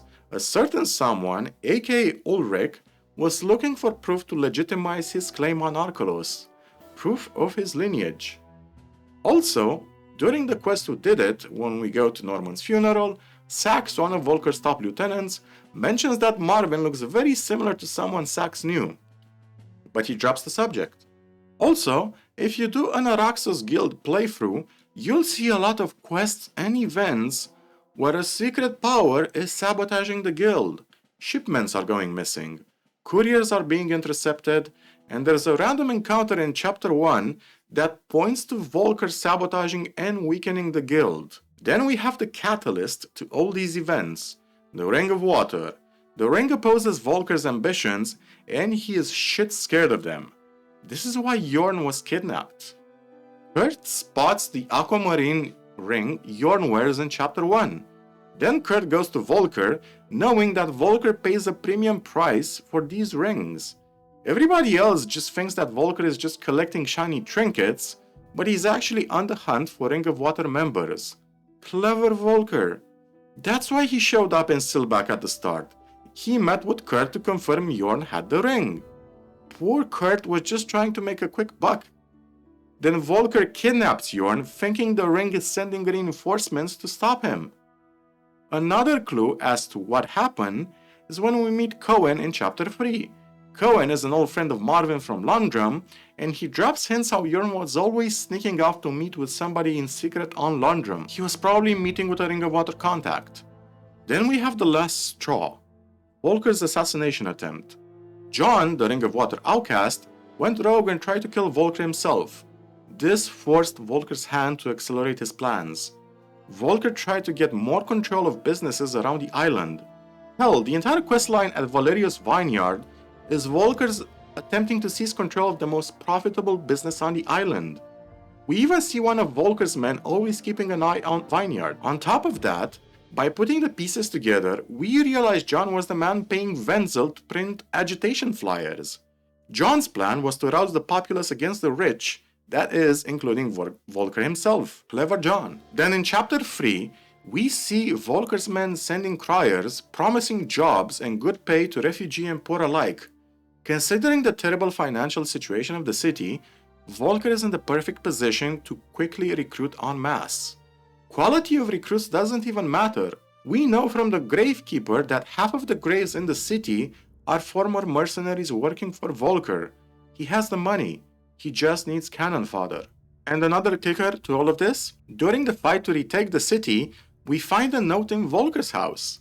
The note is an unsigned letter, but essentially it states that Volker is to be rewarded for his service for fighting against Ulrich and helping the people retake the town. His reward is to be named town treasurer, and the Wolfsun fortress and the silver mine are to be given to him as a reward. Holy crap! Volker even had a plan that if they failed to take the city, he'd turn on Ulrich and join the side of the victors. He was hedging his bets. Everybody's playing checkers while Volker is playing 4D chess. These are all connections we make way towards the end of the game if you really write them all down to give them context. Individually, none of these clues are important. They're also cleverly sprinkled throughout the game, hours apart of each other, so the connections don't naturally form. My god, these clues were staring us in the face the whole time. In my first playthrough, I totally ignored more than half of them. Back to Volker. He implies his ultimate goal was to have Ulrich bleed out his troops, taking the city, and then quietly dispose of him. The final goal is an independent Archolos, a nation-state to avoid going down with Myrtana. Volker even admitted part of his plan was to eradicate the corrupt nobility and to replace it with people loyal to Archolos itself. Wow! It's so refreshing having an antagonist with an actual plan and reasonable expectations. No dragons, no cliché demon baddie, just a clever man seeing how the political winds are turning, and he takes appropriate action. For good or for worse, Volker is a genius. He didn't count on one thing though. He didn't count on Marvin becoming a revenant, hell-bent on avenging his brother. Keep that sentence in mind, a revenant, because there are multiple endings to this game, although realistically they boil down to two options. Now don't get me wrong, Volker isn't entirely a good guy. He doesn't shy away from manipulating people, murder, assassination, kidnapping, theft, usury, or taking in vulnerable strays like Ivy and turning them into lethal agents of chaos. He wants power, but that power has a purpose at least, and it's rational. There's a lot of nuance to him. If we talk to his people, we find out that he treats them amazingly well. Some of his servants are so loyal they would work for him for free. He also gives jobs to the poor in order to uplift them from their social status. By contrast, Volker sneers at the nobility, giving handouts to the poor instead of fixing the actual issue. So you have this brilliant man who amasses a lot of power, treats his people well, but also doesn't shy away from doing dark deeds to accomplish his goals. Reminds me of a certain someone, doesn't it? Volker knows there's actually two powers standing in the way of his schemes, the Araxos Guild and the Ring of Water. The guild he's been successfully sabotaging throughout the game, but he had a reason. Lorenzo refuses and half the guild dies defending their headquarters. As for the Ring of Water, you know how that played out. When I did a second playthrough for this review, I was mind-blown at the story. Jesus Christ, the writing is subtle and brilliant and has nuanced characters, which was something completely lacking in the original Gothic games. We eventually exhaust our dialogue options though, and we have to fight Volker. After we defeat him, we have three choices. We can either let him leave, kill him on the spot, or surrender him to the authorities. Personally, I chose to surrender him to the authorities, and thus we have reached the ending of the Chronicles of Myrtana. Man, what a trip, what a ride, what a story. Now, what follows are my ending slides depending on my in-game choices. They are different from playthrough to playthrough, although some things remain constant, such as Ramsay becoming an outcast in Silbach. Lichwiarza rozpierzchła się po różnych częściach wyspy, a osamotnieni wilczy synowie ruszyli ostatnim szaleńczym szturmem na ratusz, by odbić swojego przywódcę. Ich atak został jednak odparty przez magów wody. Miasto w końcu było bezpieczne, a jego mieszkańcy mogli się skupić na leczeniu ran i odbudowywaniu wszystkiego, co zostało zniszczone. Trwało to wiele tygodni, ale wkrótce Archolos zaczęło wracać do swej dawnej chwały. Nic jednak nie mogło przywrócić życia mojemu bratu. Już zawsze będzie tylko jedną z setek ofiar szaleńczych knowań Volkera. Kilka dni po bitwie udało mi się zorganizować symboliczny pochówek. Ceremonia odbyła się w kościele magów ognia, a sam nagrobek umieściłem w dodatkowej zewnętrznej części cmentarza, przeznaczonej dla wszystkich poległych podczas walki o miasto. Ulryka wraz z nielicznymi pozostałymi przy życiu wilczymi synami zakuto w kajdany i zesłano do górniczej doliny, gdzie mają spędzić resztę swoich dni wydobywając rudę dla króla. W ramach podziękowania za pomoc w uratowaniu miasta i w celu ochrony tego starożytnego artefaktu, rozjemca został przekazany magom wody, którzy ukryli go w najgłębszych podziemiach klasztoru. Volker przez wiele dni czekał na swój proces. Gdy prowadzono go do ratusza, gdzie miał parł się przez strażników i zadźgał go na placu Starego Miasta. Gromadzona latami fortuna lichwiarza rozpłynęła się w chaosie, który nastąpił po bitwie o miasto. Mnie również wpadła w ręce część tych bogactw. Zabrałem jego miecz, by nigdy nie zapomnieć o krzywdach, jakie wyrządził mnie i miastu. Wraz z wymordowaniem Rady Miasta przez Ulryka, Roderich został jedyną osobą na Archolos z władzą nadaną bezpośrednio przez króla, a tym samym najważniejszym człowiekiem na całej wyspie. Lorenzo udowodnił swoją wierność miastu, nie przyjmując oferty Volkera nawet w chwili zagrożenia życia.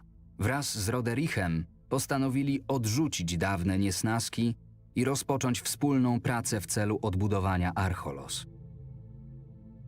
Brat Karamona dotarł na Archolos kilka tygodni po bitwie, po czym rodzeństwo wspólnie opuściło wyspę, by szukać kolejnych przygód. Ramsay uciekł z miasta i szukał schronienia w Silbach. Został jednak przegnany przez mieszkańców wioski, którzy dowiedzieli się o jego zdradzie. Po dziś dzień można spotkać go podkradającego ze stodoły resztki paszy dla owiec. W ramach nagrody za wieloletnią służbę Silbach zostało przekazane Albynowi, dzięki jego umiejętnemu zarządzaniu pozwalającemu na wykorzystanie farm i zapasów należących do wioski. W okresie ogromnego zapotrzebowania na jedzenie w odbudowującym się mieście, Silbach wkroczyło w erę wielkiego dobrobytu. Mieszkańcy Silbach w końcu mogą spać spokojnie, a historia o bestii bardzo szybko stała się jedynie lokalną legendą. Winnica Valerio, sprawnie zarządzana przez dwóch braci, zapewnia miastu spore dostawy żywności i jednocześnie dalej prowadzi produkcję legendarnych archolowskich win. Przystań Łotrów została pochłonięta przez bagno, podczas gdy jej dawni mieszkańcy trafili do górniczej doliny. Przeor Regen zmarł tej samej nocy, gdy trwała bitwa o miasto. Na jego miejsce wybrano Nodgera, okrzykniętego przez wszystkich wybawicielem miasta. Złagodził on wcześniejsze postanowienia Regena dotyczące ingerencji magów w sprawy wyspy, ale jednocześnie obiecał polityczną neutralność. Riordiana wysłano do Wengardu. Miał tam pracować jako jeden z nadwornych alchemików i wspomagać pracę innych magów przy jakimś tajemniczym projekcie. Bez swoich hersztów orkowie nie byli w stanie przypuścić ataku na miasto w dogodnym dla siebie momencie. Zaciekły opór, którego doświadczyli na Archolos, ostatecznie zmusił ich do odwrotu i przeniesienia swoich sił na inne wyspy. Anna została w mieście i po wszystkim, czego doświadczyła, zdecydowała się poświęcić resztę swoich dni opiece nad chorymi oraz potrzebującymi. Fabio dostał to, na co od samego początku zasługiwał. Ezekiel stał się najważniejszym handlarzem w całym Silbach i okolicy. Jego stragan każdego dnia odwiedzają tłumy ludzi, kupujących najróżniejsze towary. Kazim miał sporo szczęścia, gdyż udało mu się uciec z wyspy jeszcze przed bitwą o miasto. Potrawy Ruperta zrobiły taką furorę, że otworzył w końcu swoją wymarzoną własną karczmę. Timo nie wytrzymał widoku rzezi na ulicach i uciekł, nie mogąc znaleźć dla siebie miejsca na wyspie, ostatecznie zajął się tym, o co go wszyscy początkowo niesprawiedliwie posądzali – kradzieżami kieszonkowymi. Niestety nie udało mi się ustalić, co się stało z pozostałymi towarzyszami z okrętu, który nas tu sprowadził. Mimo iż Kurt po części przyczynił się do zaginięcia Jorna, to zawsze miał dobre intencje i starał się mi pomóc jak tylko mógł. Lichwiarz go zmanipulował, tak samo jak mnie. Urządziłem więc wujowi pogrzeb w Silbach, tam gdzie przeżył większość swojego życia. Nie dość, że porwała mojego brata i nasłała na mnie morderców, to jeszcze myślała, że to jej się należy zemsta na lichwiarzu? Ivy nie była nikim więcej niż egoistyczną morderczynią i oszustką. Na szczęście nie wyrządzi już więcej zła. I agree. Wraz ze śmiercią Bodowina skończyły się szaleńcze eksperymenty na florze, faunie, a także mieszkańcach Archolos. Ludzie Volkera nie zdołali całkowicie zniszczyć mojego domu i po kilku tygodniach mogłem znowu cieszyć się życiem w swoich własnych, pięknych 4 ścianach. Na Archolos udało mi się dorobić pokaźnej fortuny. Nie musiałem już przejmować się wydatkami i żyłem na bardzo wysokim poziomie. Podjąłem dobrą decyzję, by oddać psa Wiktorowi. Bardzo się zaprzyjaźnili i nie miałem serca, by zabierać zwierzę z Silbach. Teraz pomaga doglądać tamtejszych owiec. Roderich i Riordian postanowili wykorzystać zamieszanie wśród wilczych synów i natychmiast ruszyć szturmem na wilcze leże. Dzięki elementowi zaskoczenia udało im się błyskawicznie zająć całą twierdzę i odbić przetrzymywanych tam członków wyprawy do Wardal. Wilcze leże zostało zdobyte przez wojska królewskie, a następnie urządzono w nim siedzibę zakonu paladynów. Od tej pory szkoli się tam młodych wojowników Innosa przed ich wyruszeniem na front wojny z orkami. Zamknięcie w przeklętej twierdzy odmieniło życie wszystkich członków ekspedycji. Ci, którzy wyszli z Wardal, nie byli już sobą. Najgorzej zniósł to Stone, mimo iż początkowo nie dawał tego po sobie poznać. Popadł w alkoholizm i któregoś razu po prostu roztrzaskał młotem kowalskim czyjąś czaszkę w karczmie, wykrzykując przy tym, że ten człowiek to przeklęty szkielet. Wraz z Riordianem postawiliśmy w pobliżu mostu do twierdzy symboliczną mogiłę, upamiętniającą wszystkich, którzy polegli w środku. Znalezione w środku złoto oraz kosztowności wystarczyły, by zapewnić godziwe wynagrodzenie tym, którzy przeżyli, a także zadośćuczynić rodzinom tych, którym się to nie udało. Kessel nigdy nie opuścił podziemi Wardal. O, poor Kessel. Zniknięcie Kessela sprawiło, że pozostałem jedynym żyjącym człowiekiem wodnego kręgu na wyspie. Mając w głowie wszystko to, do czego doszło w ciągu ostatnich miesięcy, postanowiłem porzucić tę drogę. Niech teraz inni walczą o ład na wyspie. Gdy my tkwiliśmy pod ziemią, Grayson opuścił wyspę wraz ze swoimi gwardzistami, zabierając ze sobą także zgromadzone podatki. Pożegnał się ze swoim stanowiskiem zaraz po dotarciu do Wengardu. Król i szlachta uznali go za winnego uchybień, przez które nie wykryto planowanego buntu na Archolos. Podobno jeszcze przed wyruszeniem na kontynent próbował mnie odnaleźć, by zgodnie z obietnicą zabrać mnie ze sobą. A co ze mną? Po bitwie o miasto mieszkałem na Archolos jeszcze przez kilka miesięcy. Niestety, coraz więcej osób widziało we mnie zagrożenie dla swoich planów umocnienia własnej władzy na Archolos. Ani się obejrzałem, a stałem w ratuszu. Zostałem oskarżony o kolaborację z Ulrykiem i Volkerem. W końcu pracowałem dla nich przed atakiem na miasto. Jakkolwiek bezpodstawne były te oskarżenia, nowe przepisy mówiły wyraźnie: każdy współpracownik wilczych synów i lichwiarza, który sam nie wydał się w ręce władz, ma zostać skazany. Roderich nie miał wyboru.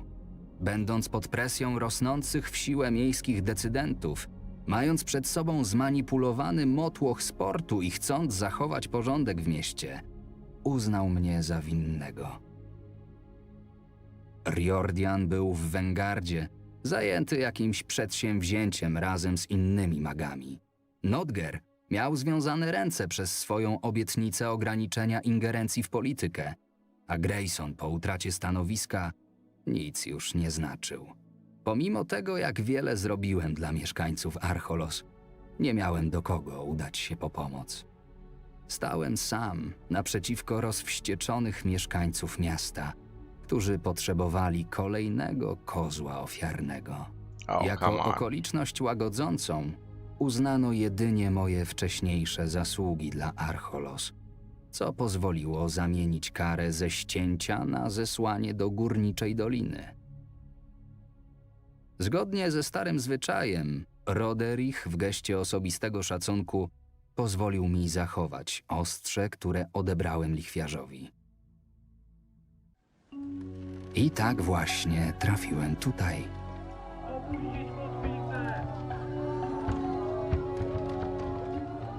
No to jesteśmy. Spokojnie, wszystko będzie w porządku.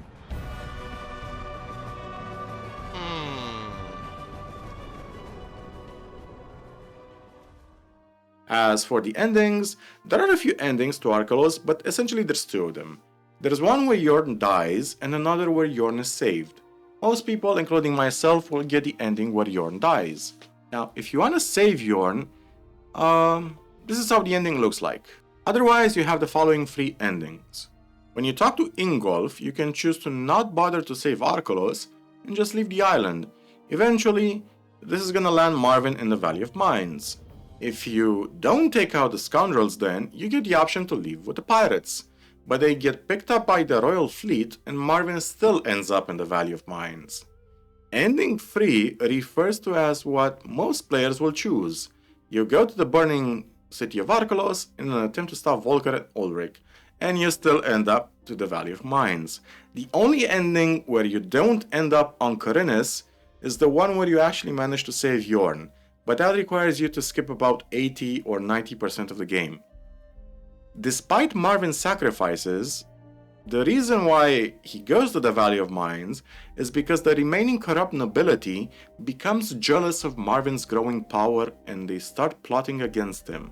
Eventually, they manage to rouse a rabble in front of the city hall and pressure Roderick, the current leader of the city, to accuse Marvin of conspiring with Volker. Marvin is rewarded for all his pain and suffering with a trip to the Valley of Mines. As is custom, he is allowed to keep Volker's sword for his service to the city. The ending video shows Marvin telling a story to a prisoner on a ship. When Marvin finishes his story, we see a familiar face from Gothic 1. A young man with dark hair and a mustache. A man that will one day become the most powerful person in the colony. No, not the nameless hero, but a young Gomez. And the ending strongly states that Marvin was Scar from Gothic 1 all along. The very sword Marvin takes from Volker is the same sword Scar has in Gothic 1. Wow! Talk about one final twist to the game. But fitting, Marvin's story began on a ship and ended on one, regardless of which ending you picked. Marvin was Scar all along. Now this ending really split the community. Some loved it, some hated it. Me personally, I am on the fence.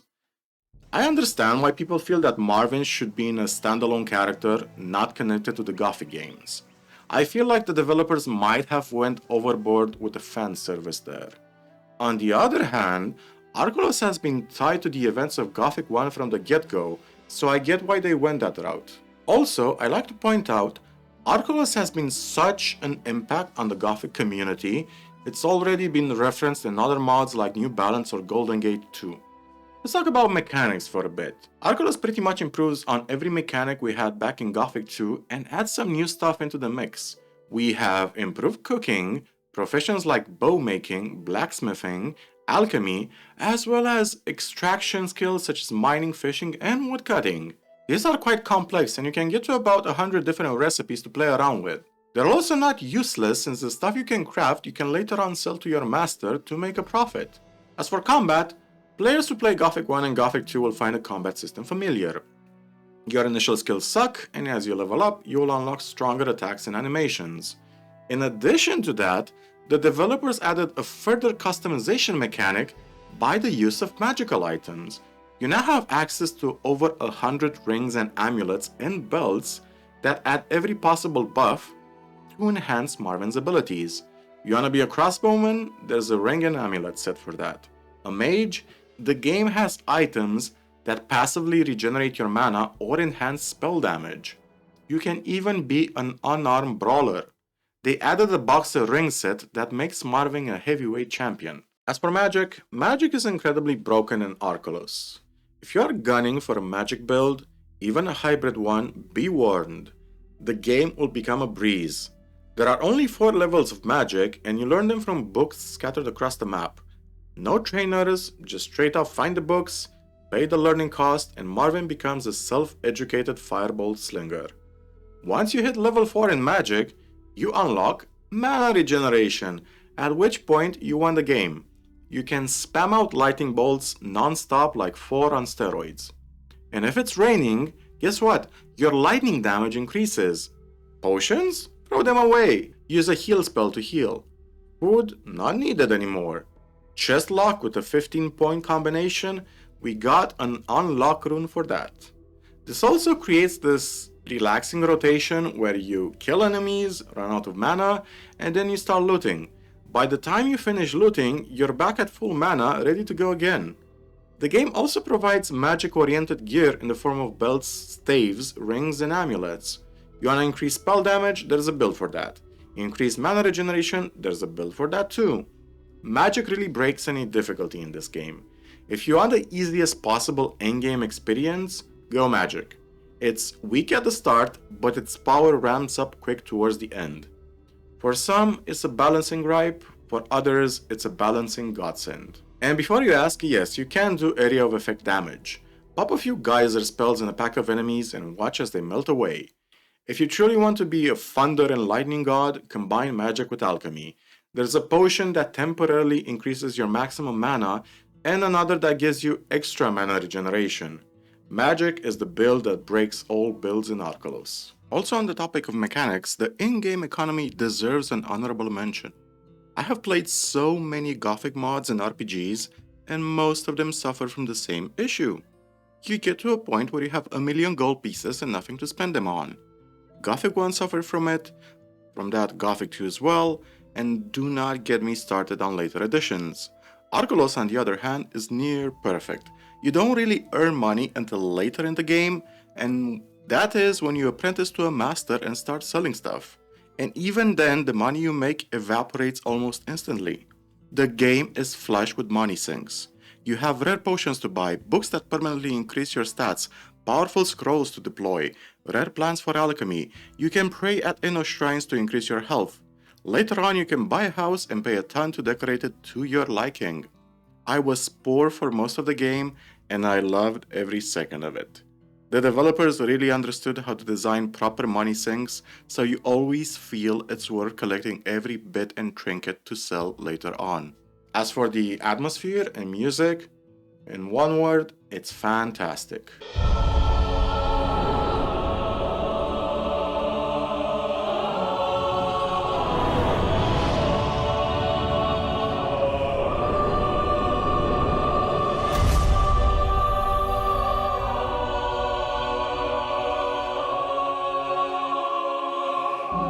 Please excuse my Polish pronunciation here if it's bad.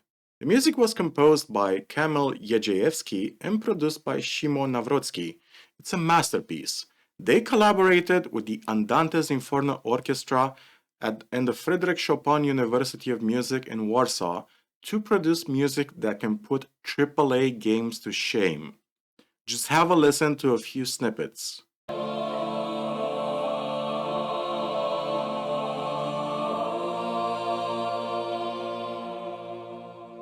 Also, This is from Marvin's theme song.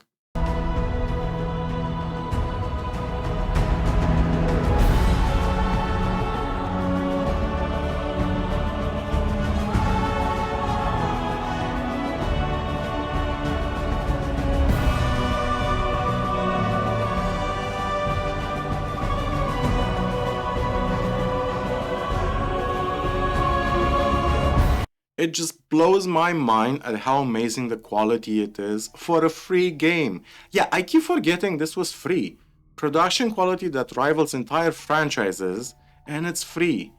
The Silbach theme is something that you'll hear a lot in the beginning.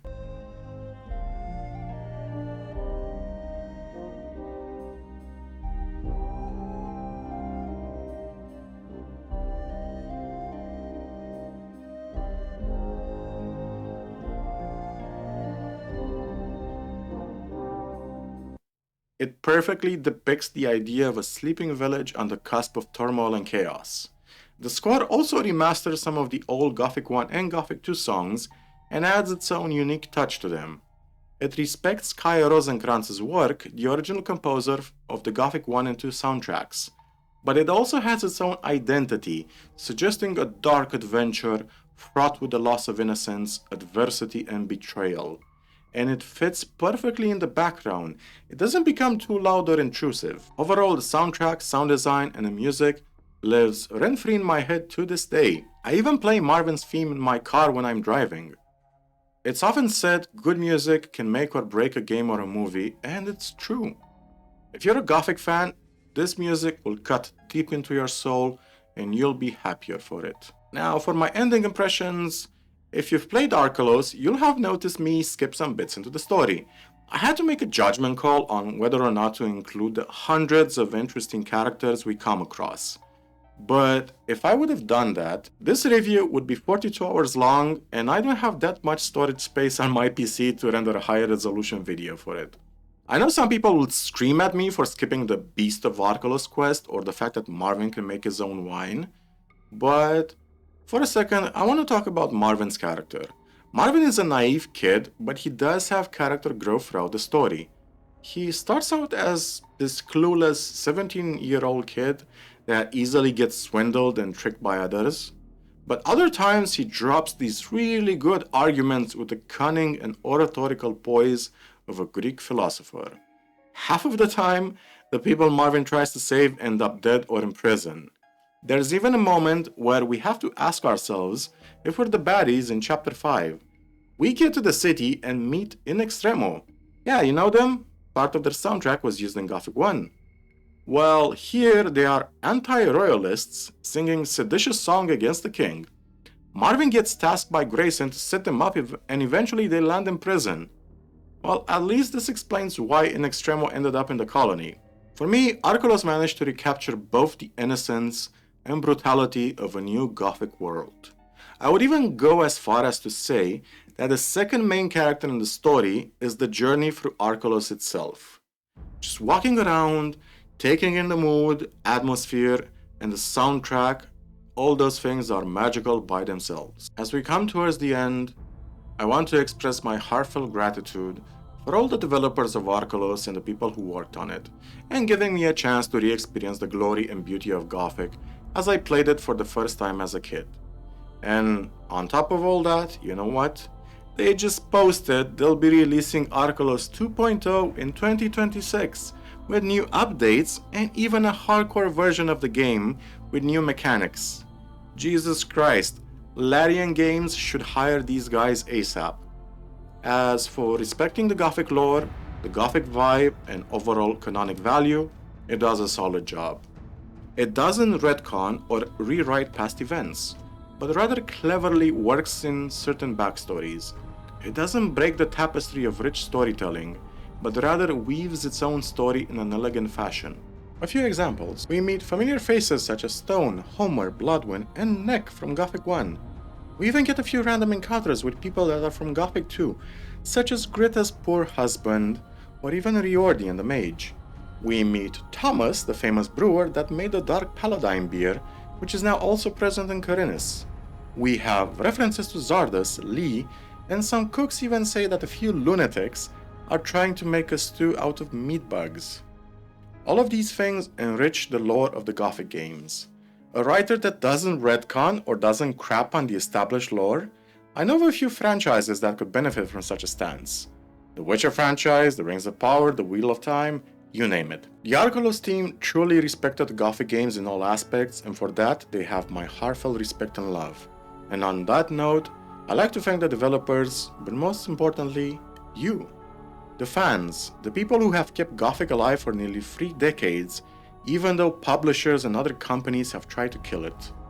However the remake is going to go, whether it's going to be good or bad, the Gothic community is made of magic ore and it will endure, come what may. I hope at the end of this review, you'll be at least curious to try out Archolos and see how it feels. Will it recapture the lost magic you first felt when you entered the old camp? Or when you came back to the Valley of Mines in Gothic 2? Who knows? Give it a try. There is also a separate Archolos Old Secrets and another video I'm working on, Random Encounter compilation, so stay tuned for that. Also, feel free to click on the Buy Me a Coffee link or the Patreon one. You can subscribe for free and that really helps. That said, I want to wish you all thank you from the bottom of my heart and happy holidays, and may we meet in 2026 stronger to face whatever the world throws at us. As always, remember, the most important story in the world is our own. And until next we meet, farewell, and to the Polish community, dziękuję bardzo.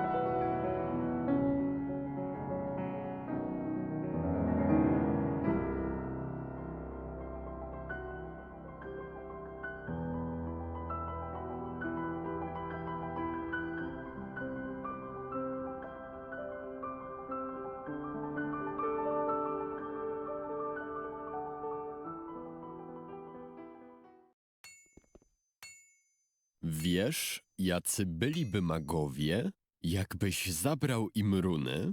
Rozczarowani.